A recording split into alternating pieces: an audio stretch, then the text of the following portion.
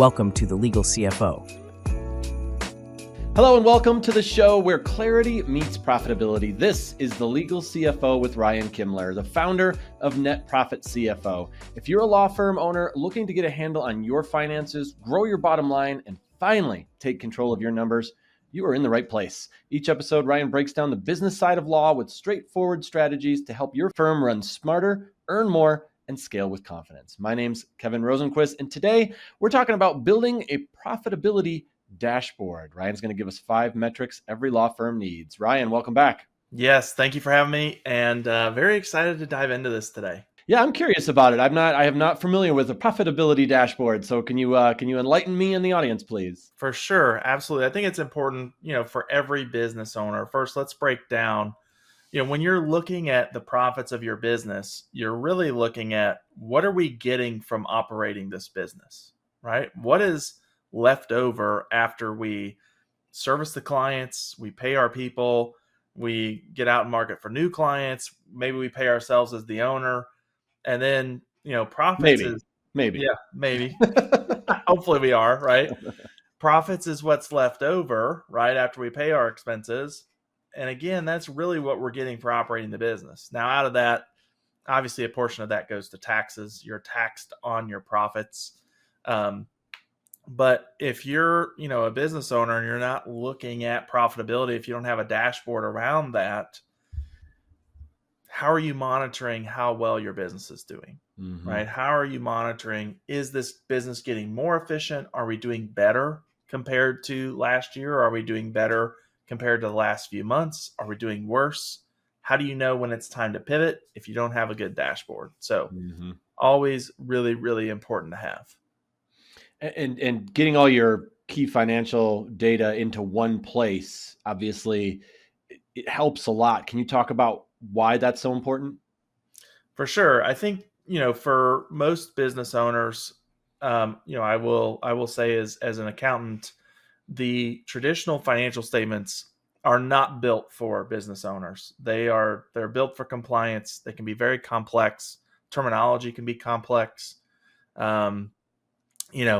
Profit and loss and income statement, right? Same exact thing. 2 different words, same exact thing. Why do we do that? I don't know, right? Revenue and sales, same exact thing. Why do we do that? I don't know.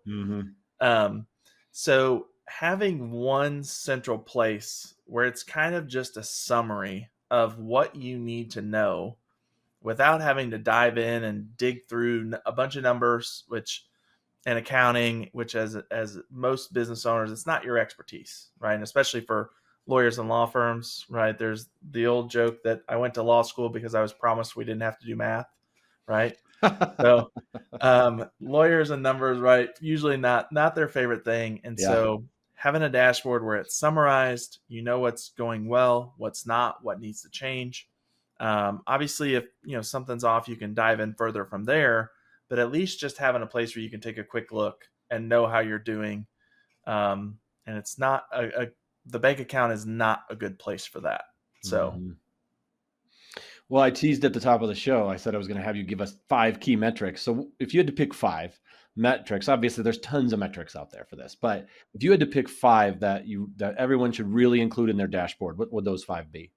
So I'll give all of them to you and then we can dive in from there. Okay. But first one is, what's our total invoice volume? So, this is really the volume based on the volume of customers that you have. How often are they buying? Obviously, more volume means more work, right? Very important number to keep a good pulse on. And then the other one that goes hand in hand with that is, what is our average bill when we send out a bill? So that one's really tied to pricing. So if you took all of your billing from this year and, you had the total bill dollars that you've done at your firm and divided by the total number of invoices, that would give you an average bill, right? Those 2 metrics together, when you multiply them, give you the revenue of your business, give you your sales, right? And so those 2 metrics really drive velocity at your firm. Those are the 2 big metrics that you can pull to increase the revenue and sales of your business, right? So you're either going to increase volume or you're going to increase price. One of the two. Those are the 2 metrics. There's nothing else. That's it. So having having a good trend, or tracking the trend and having that on your dashboard, super, super important, right? From and I'll give you an example on the average value side of what it can tell you. If you're an hourly bill law firm, and let's say you haven't changed hourly rates, but your average invoice price starts to drop, that could mean that you have too many cases. Because if your average price drops, that means you're sending out more invoices and you're getting less hours on each invoice. If you So you're haven't spreading changed, yourself too thin, perhaps spreading the law for firm too sure, thin, too thin. for sure, Okay. probably just meeting deadlines, right? Just doing the work that you've got to do, but also that means less hours, more volume, right? So the work is there, but is there a point where you're going to miss a deadline, or like you said, spreading yourself too thin, really not getting around to all the client needs? So having those two on your dashboard, super, super important, because again, it can really help you monitor the capacity of your business as well. And then from there, I like to keep things really simple and straightforward. 3 expense buckets that we can look at, because once you've got the revenue of your business, you subtract out expenses and you're going to be down to profit. Mm-hmm. So payroll, marketing, overhead, I've talked about that sometimes in some other episodes on this show before, but really knowing what does it take to pay our people, right? I think is a very, those 3 metrics, those 3 expense buckets, I think it's very logical to put, all of your expenses into one of those 3 buckets. It's either labor that you're paying your people, or it's marketing to generate more business, or it's just, hey, this is what we've got to have overhead wise to run the business, right? Think brick and mortar, rent, insurance, things like that. So if you have those 3 expense buckets, again, really important to watch trends, but that gives you a full picture, and you can get down to, with a little bit of math, we know our revenue, subtract out our expenses, then we know our profits. And if you want, you can put profit for the year-to-date profit on your scorecard as well as a metric, or you can do a little math and get down to it either way. But those 5 metrics, having a pulse on those, knowing those, and tracking the trends on those is really, really important, I think, for all business owners. Do you feel like these kind of, I mean, it seems pretty simple, honestly, profit and expenses, or I'm sorry, money in, money out. Like that seems to be what all that you're putting into this dashboard to get the profitability. Do you feel like this really helps spot things like profit leaks or even just other areas that need improvement? I think it does, because if you're really watching the trend on things, right? Like all of a sudden, what happens if you have to start spending more in marketing, right? And your marketing number really ticks up, right? Then you can dive and you can go look in there, right? Remember, I think, if you're going to build out a dashboard, you can't see every individual piece inside of all these buckets, but what it does is it separates out your focus, so you know where to go and look, right? So this is very summary, very high level, but if you know where to go and look, then you can dive in and go see all the detail and start pulling levers to make changes. So you're saying it's one thing to have the numbers in front of you, but you're saying like this allows you to take the numbers you're given and go do a deeper dive to see how you can actually improve. For sure, absolutely, and then you're not overwhelmed with looking at every number, Mm-hmm. right? Yeah, that's good. That's a good point. It can be overwhelming to look at every number. For sure, right? I mean, because if you think about go look at the last profit and loss you got on your business, right?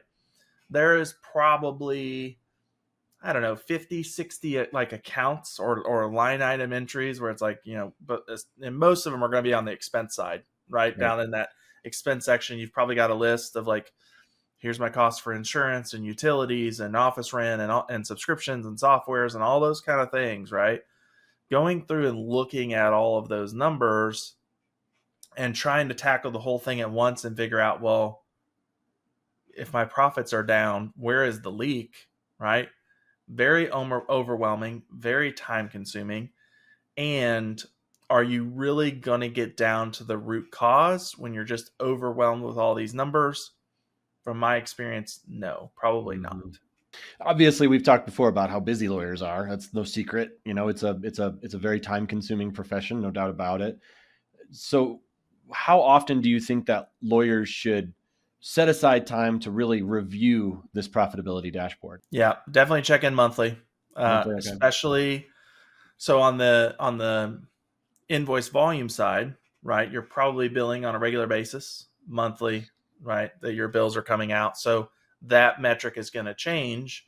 And then all of your expenses should be being booked along the way and your books get closed. So the ideal process is, maybe within 5 days of the new month, you get your bills out, your accountant closes the books, and then you can have them update your dashboard, or you're updating the dashboard with the brand new numbers, and you can sit down and do a review on them.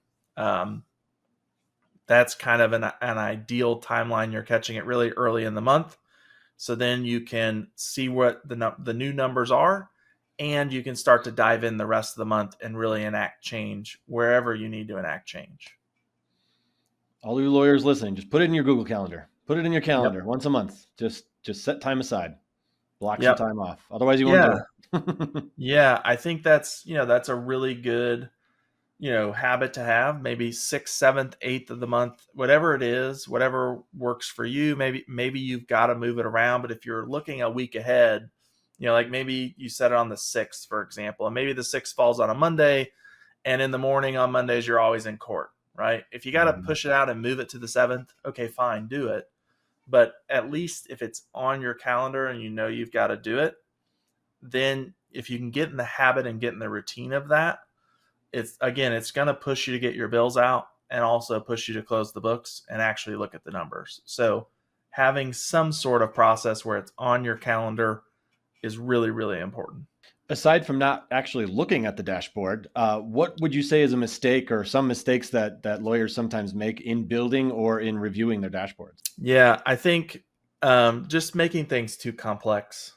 I think that's one of the biggest things, right? There are a ton of numbers you could be looking at, right? There's a ton of data to dig into. Keeping it very simple, keeping it very surface level, and then diving into one specific part, I think is setting you up to be more successful long term. Because if you have a dashboard or you have a ton of numbers that you've got to update on a monthly basis that takes you a while, right? Like you've got to sit down and key in numbers for 30 or 45 minutes. Like eventually you're not going to do it, right? It's going to be one of those items that's going to get on the back burner and it's not pressing and you're not going to do it. And not doing it, I think your business, it drives your business to not be as efficient as it could be, right? Mm-hmm. That I understand for all lawyers, especially if you're billing hourly, however long it takes you to sit down and review your dashboard. I understand it's 30 minutes, 45 minutes, an hour that you're not billing. But the changes that you're going to make from the insights that you're going to get by monitoring it are, 10x, 20x what that 1 hour is going to be, right? Yeah. So I think making things too complex, big mistake. You've got to build something you can stick to. And maybe your accountant can kind of help you in this area and just, ask them like, hey, every month when you send me reports, I want these 5 numbers in the email, right? Or I want the trend on these 5 numbers in the email, right? And that kind of gets you started. But keep it simple, keep it straightforward, something you can stick to and commit to. Otherwise, I think it's a mistake and you're setting yourself up for failure. Do you recommend any tools, any apps, any software to people as a general rule? Obviously, no one sponsors the show, but is there anything that you find is particularly good for these? Not really. I don't. I mean, a lot of the dashboards that I build out for clients is just in Excel. Honestly, I think for what you're doing, I think Excel, can definitely do the trick here, right? Like a real simple one is 12 months across the top of an Excel page, your 5 numbers down the left, and just have your accountant fill it in, right? It's one page. All the numbers are right there. You can see it.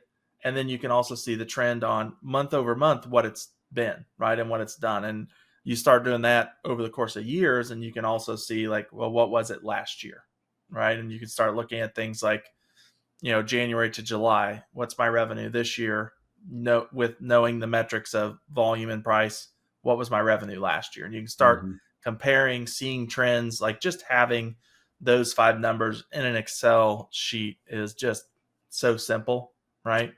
That's probably, and then you're also not spending extra money on software either, right? I think most business owners probably have the Microsoft 365 suite anyway for Outlook, Word documents, things like that. So by just keeping it simple and using Excel, you're not spending any extra money on software either. So that'll save you some money. And for what it's worth, if you don't pay for Microsoft 365 like I do, but I pay for Google Workspace, I still get Sheets. So you can still use, it's maybe not as robust as Excel, but it does do the job in most situations. For sure. Yeah. Sheets absolutely works for something like that. Same concept. Yeah. I mean, yeah, there are some things that you can't do in Google Sheets that you can do in Excel, but in this case, like implication wise, it doesn't matter. And there's so many tools out there. I mean, there's so many apps, so many tools for everything. I mean, I've tried so many different things over the years, but what I've found, my personal preference is like, once I get kind of a good system, even if it's just the old school way, like Excel and stuff like that, I ride it out till it doesn't work for me anymore. I mean, if it's working, it's one of those if it ain't broke kind of situations for me, because you start switching up too much and it can really kind of bog you down. For sure. Yeah. And I think, the other thing with that, like I talked about complexity earlier, there are a ton of softwares out there that will do like financial dashboards and financial forecasting and cash flow forecasting. But to really get the most out of those softwares, you've got to be in it. You've got to be using it, right? You got to be building scenarios. And again, that all takes time and investment. And there's a learning curve too. Yep, there is a learning curve to it, right? And I think, those are the kind of softwares that, you see online and you see the pictures of, oh, this is what it could look like. And that looks really cool. And it's all put together. And then that is definitely a software that you last about 3 months. And you're like, okay, I can't use this. I can't onboard, right? And then it's a software you forget about, you pay for the next 6 months, and then you eventually cancel it. And you finally remember to cancel. Yep. I mean, just like streaming services. Yep. I mean, that's the exact trap that I see a lot of lawyers, a lot of business owners fall into is, that subscription trap. And it all looks really, really great, on the surface. And if you've got somebody that can work it, it does work really, really great. But it's very detailed, very in-depth, and takes a lot of time to learn and a lot of time to invest into to get it to the pictures that they advertise on the site. Right. Exactly. Yeah. And it's also a lot of times, you were just talking about how just looking at the dashboard can be a lot for some lawyers because they're not billing in those situations. And imagine trying to learn a piece of software that's completely foreign to you. Yep. Yeah. That's a good point. All right. Well, thanks for watching The Legal CFO. That's Ryan Kimler. If you're ready to get financial clarity for your law firm, visit netprofitcfo.com. Don't forget to subscribe, leave us a review. We very much appreciate it. And remember, the more you know, the more you grow. Ryan, thank you very much for being here. Thank you.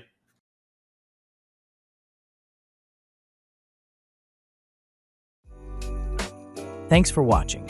Be sure to hit that like and subscribe button and leave us a review in the comments.